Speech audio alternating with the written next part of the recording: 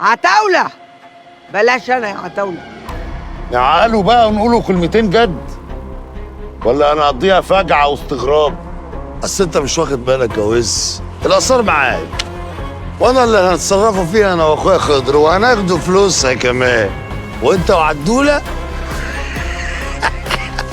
هتاخدوا حاجات تانية.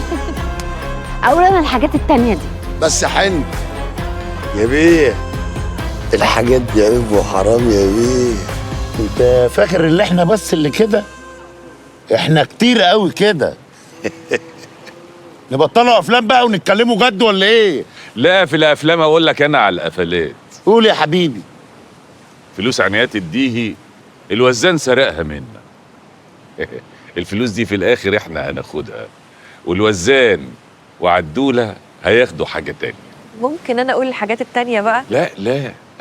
يا بيه الحاجات دي عيب وحرام، وعدوله بتتكسر. قوي.